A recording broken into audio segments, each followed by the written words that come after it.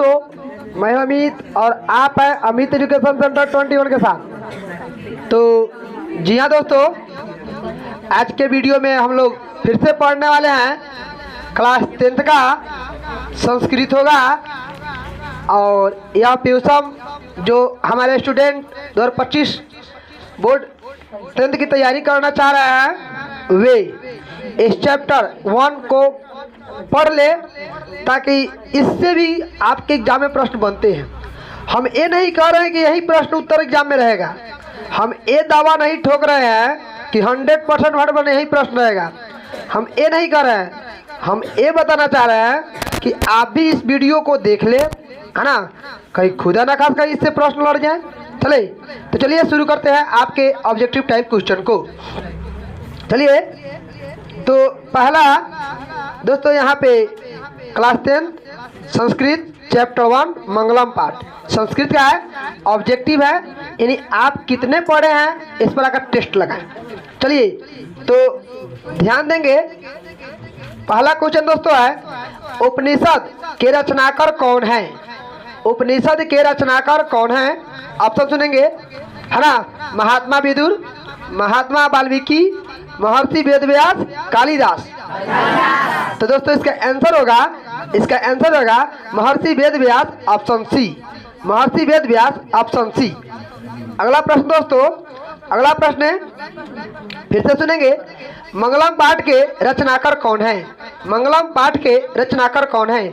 महात्मा विदुर, महर्षि वाल्मीकि, महर्षि वेदव्यास, कालिदास। तो दोस्तों इसका आंसर होगा Maharishi Vedvyas, option C, option C. Okay, अगला प्रश्न चलते हैं दोस्तों, ध्यान से सुनेंगे। मंगलम पाठ में कितने मंत्र संकलित हैं?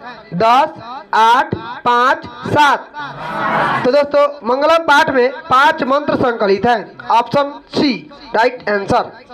अगला प्रश्न दोस्तों, ध्यान से सुनेंगे, अणु से छोटा कौन है? आकाश, आत्मा, परमात्मा, संसार। तो option B is right answer, आत्मा होगा। अगला प्रश्न दोस्तों चलते हैं, ध्यान से सुनेंगे, किसकी जीत होती है? सत्य, असत्य, क्रोध, मोह। तो दोस्तों इसका आंसर रहेगा ऑप्शन ए, सत्य की जीत होती है। सत्य की जीत हमेशा होती है।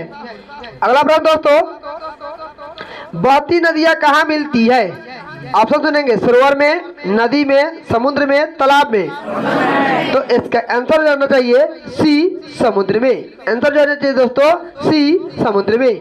अगला प्रश्न दोस्तों, कहा गया है, जंतु के हृदय की गुफा में क्या स्थित है? आत्मा, शरीर, देवता, राक्षस। तो दोस्तों जंतु के हृदय की गुफा में दोस्तों आत्मा छिपा हुआ है, option A is right answer. अगला प्रश्न दोस्तों,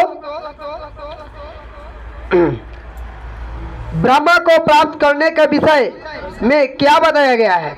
ब्रह्मा को प्राप्त करने के विषय में क्या बताया, किसमें बताया गया, सॉरी, ब्रह्मा को प्राप्त करने के विषय में इनमें से किसमें बताया गया है? ऑप्शन सुनेंगे, कठोपनिषद, ईशावास्योपनिषद, श्वेताश्वर निषद, मंडकोपनिषद। तो ऑप्शन डी मंडकोपनिषद में ब्रह्मा को प्राप्त करने के बारे में बताया गया है। कोई डाउट नहीं ना है? आगे चलते हैं दोस्तों, देवलोक का मार्ग किससे प्राप्त होता है? सत्य से, असत्य से, क्रोध से, मोह से। Option A is right answer, option A is right answer. चलिए 10 नंबर प्रश्न, सत्य से क्या प्राप्त होता है? सत्य से क्या प्राप्त होता है? पृथ्वी लोक, नरक लोक, देवलोक, इनमें से कोई नहीं। तो दोस्तों इसका आंसर रहेगा सी, देवलोक। आंसर रहेगा सी, देवलोक। अगला प्रश्न दोस्तों, मृत्यु को वश में कौन कर लेता है? मृत्यु को वश में कौन कर लेता है? मूर्ख, अज्ञानी, विद्वान, इनमें से कोई नहीं। तो दोस्तों मृत्यु को वश में विद्वान कर लेता है, ऑप्शन सी, ऑप्शन सी। अगला प्रश्न दोस्तों, किसकी जय नहीं होती है? सत्य की, असत्य की, क्रोध की, मोह की। तो दोस्तों आंसर रहेगा असत्य की, ऑप्शन बी राइट आंसर। अगला प्रश्न दोस्तों, कहा गया है उपनिषद में किस महिमा का वर्णन किया गया है? उपनिषद में किस महिमा का वर्णन किया गया है? स्व विषय, परम विषय, देव विषय, परम पुरुष। तो दोस्तों इसका आंसर जाएगा है ना परम पुरुष। आंसर क्या जाएगा दोस्तों? परम पुरुष। उपनिषद में दोस्तों परम पुरुष का वर्णन किया गया है। अगला प्रश्न दोस्तों, उसका आंसर जाएगा डी। अगला प्रश्न, उपनिषद की संख्या कितनी है? 109, 108, 105, 111। क्या बोले हैं वो? 105। कितने हो जाएंगे? 105। यानी उपनिषद संख्या दोस्तों 105 है। Option C. ध्यान देंगे, आत्मा के गूढ़ रहस्य किसमें व्याख्या की गई है? आत्मा के गूढ़ रहस्य की किसमें व्याख्या की गई है? कठोपनिषद में, ईश्वरोपनिषद में, श्वेताश्वर में, मंडूकोपनिषद में। तो कठोपनिषद आंसर क्या हो जाएगा? Kathopanishad. Option A is right answer. अगला प्रश्न दोस्तों ध्यान सुनेंगे, परमात्मा की महिमा का वर्णन किसमें पाया गया है?